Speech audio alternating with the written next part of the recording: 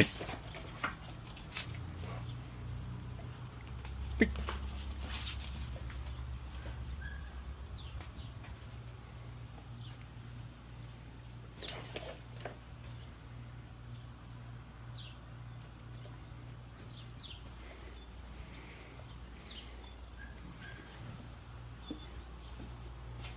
Girl.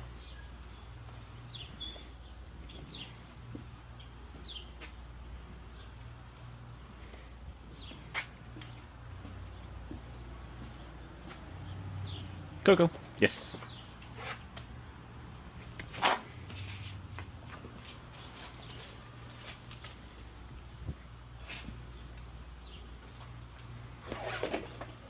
Nice.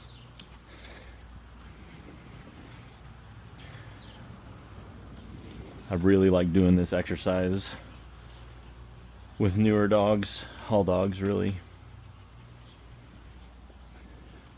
shows them how to figure things out on their own, how to achieve success. I'm also able to work on several different things here when I show them that this is the pattern that I'm looking for. Going back to place, staying on place, going into the down on their own. I can work on all of those things, and then I can work on conditioning my yes marker. I can work on conditioning her name in this manner as well. Once I start going into heavy handler influence with luring or leash pressure, which aren't necessarily wrong things, I really tend not to lure dogs if I don't have to.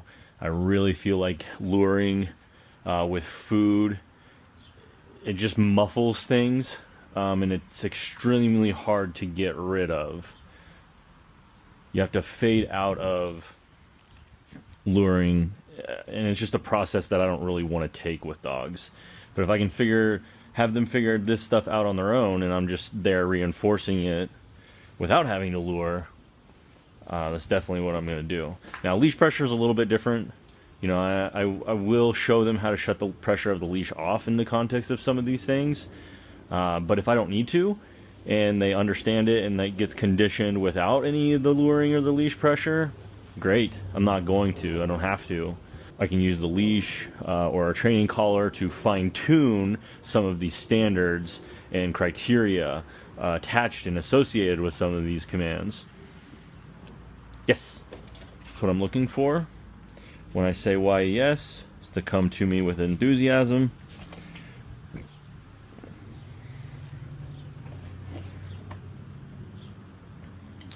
And really with nervous dogs, with the down, doing it this way is going to help shape that down just a little bit better. If I don't have to get them into it myself, definitely don't really want to. So on that first video I had, it took her a long time to figure out that I want her to go into that down on her own. I don't want to lure her. I don't want to command her in the down. I want her to choose to go into the down on her own when it comes to place. Now, I don't live on place. You know, I don't use place a whole lot for my own dogs inside. There's times that I will, but it's not somewhere where I'm going to regularly keep them. I primarily use it to train these beginning processes. It helps newer people trying to understand dog training with their timing. It's very obvious to the dog what it is that I'm asking for, holding them accountable to something that is obvious for you to see or people to see. That's why I really start with place or train place.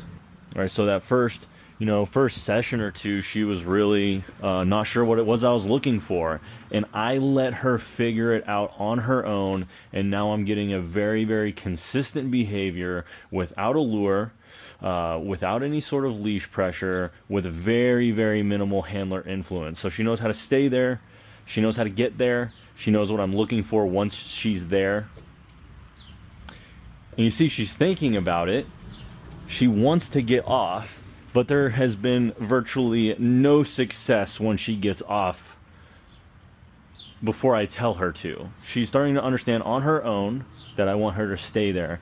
So if you're struggling with your dog understanding that it's okay to learn on their own, and with this process, it's okay for them to make mistakes. I'm not overly critical. So if she were to hop off right now, I'm not going to say no. I'm not going to correct her for it. I'm just going to show her that that didn't work. You're not going to get your reward, and I'm going to just redirect you back over onto place.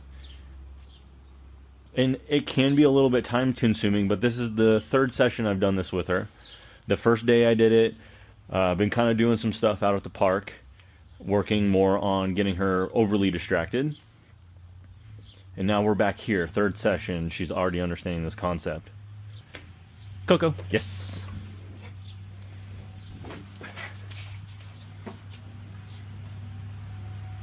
I just push her back in. So this is about as far as I'll go for handler influence, is just using my spatial pressure. I'm going to back away, and then she went into the down.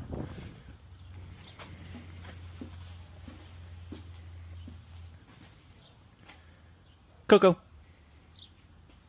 Yes.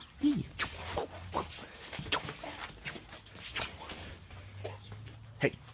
Hey. You are really distracted. You're overly distracted. You're overly distracted. There you go.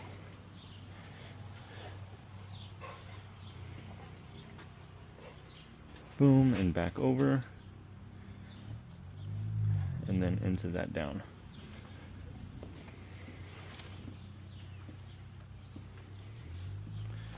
And if she gets up, don't really care. Not that big of a deal. Good mama.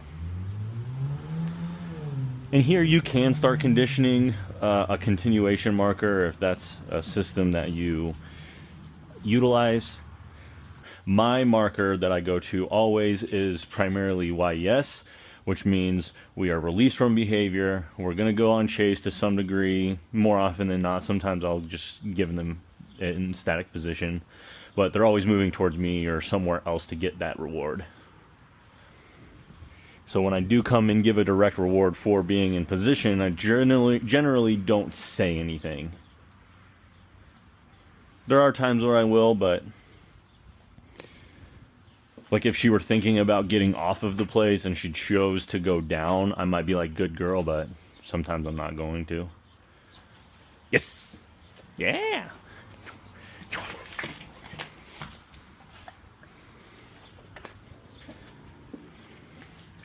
And because dogs are masters at picking up on patterns and pattern recognition, this process is super easy for them to understand.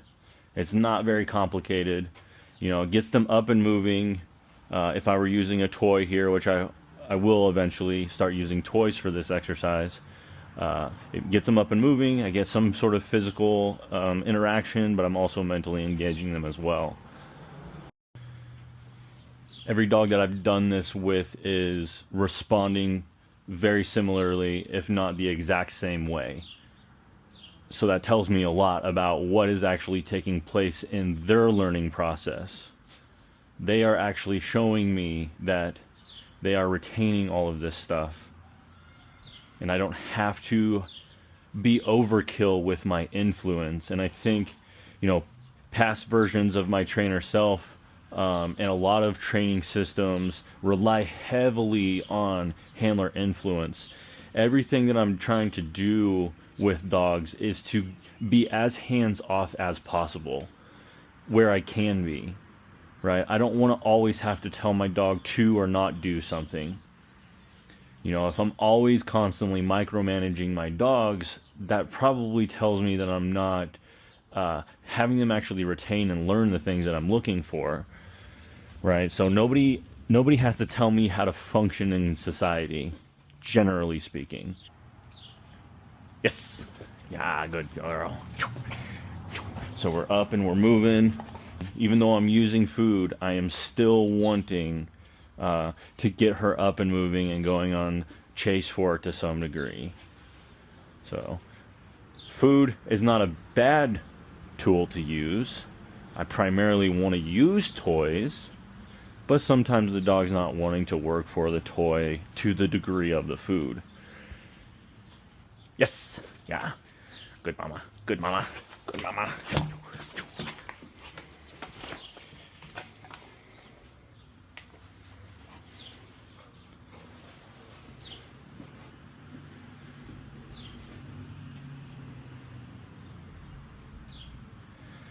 And I can almost guarantee if I was overkill with my influence on trying to get her into the down, i.e. with luring, or potentially even leash pressure, I would still be heavily influencing her to go into that down. I can almost guarantee that at this stage in her learning. Now, as we progress and I start holding her more accountable and there's more criteria, absolutely, you know, I'm going to have that handler influence over her. It's better yet, she needs to understand that I have that type of influence over her. Because when we deal with competing motivators in the world, she may not be willing to do this under her own volition, okay? But here with very minimal distraction, where we've been hanging out, getting to know each other, and establishing this working relationship here, very easy. It's a very easy concept for them to understand.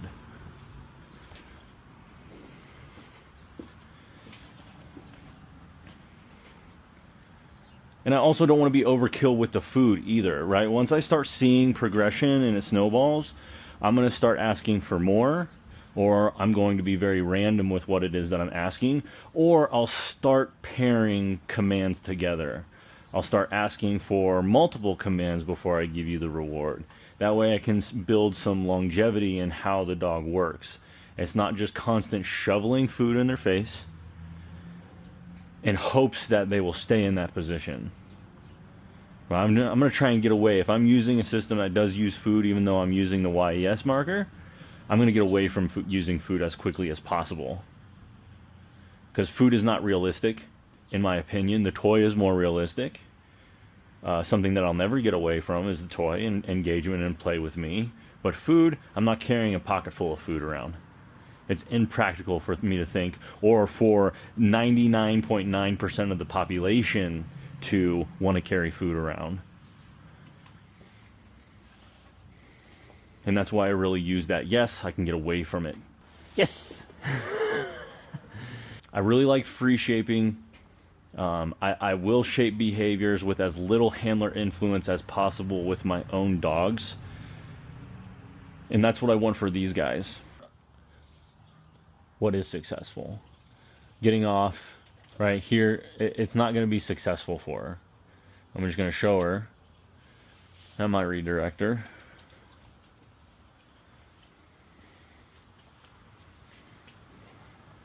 That's about as much as influence I want over the behavior.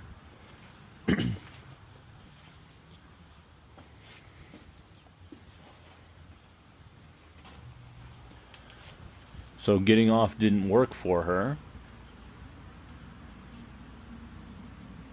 Now when I add more difficulty, yeah, you know, I might have to have that a conversation with her of like, hey, you are making a mistake here. That's not what I'm looking for. I'm going to let you know that you made a mistake within the context of that behavior. Here's how to fix yourself, and here's how you can be successful at it.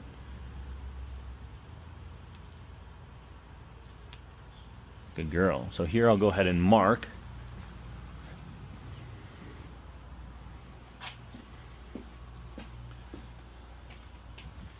But as I get closer and I start really scattering food or toys or other distractions, people, dogs, that's where I'll have to communicate with her.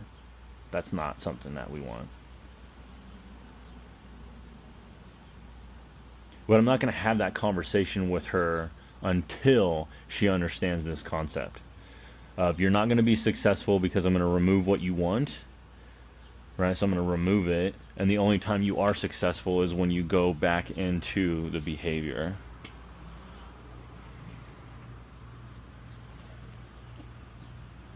It's going to as little handler influence as possible.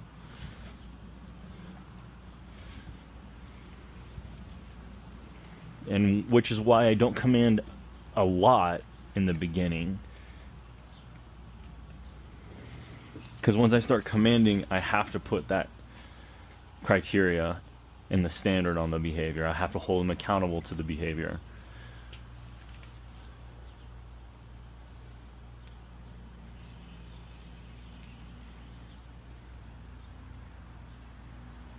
Go mama.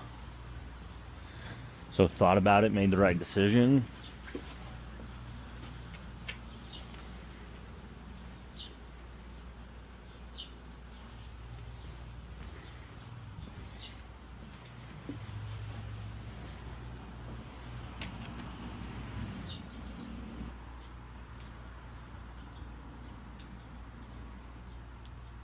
Good mama.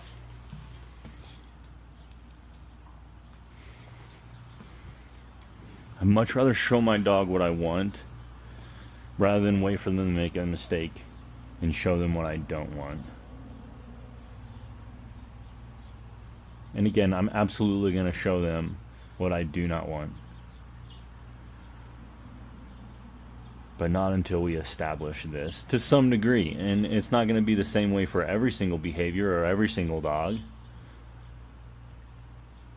But here, for the most part, this is how we're learning.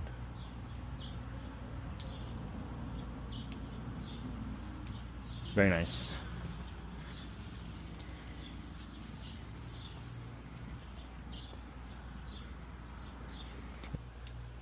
Right, so there might come a point in time as I get closer by distracting her that I'm going to have that conversation.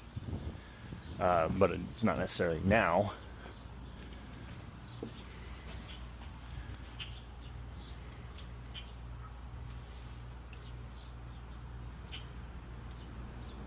Good girl. Mark there. Come back and pay.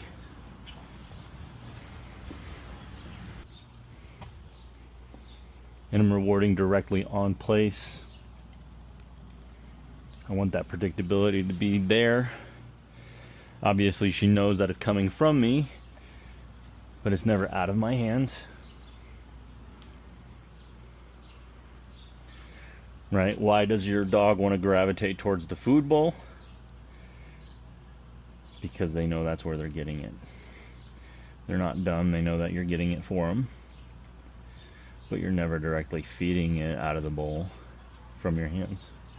It's always from your hands to the bowl. Same concept here. It's going to glue them to this behavior. So a lot of direct rewards right on place. Free. Free. Yeah.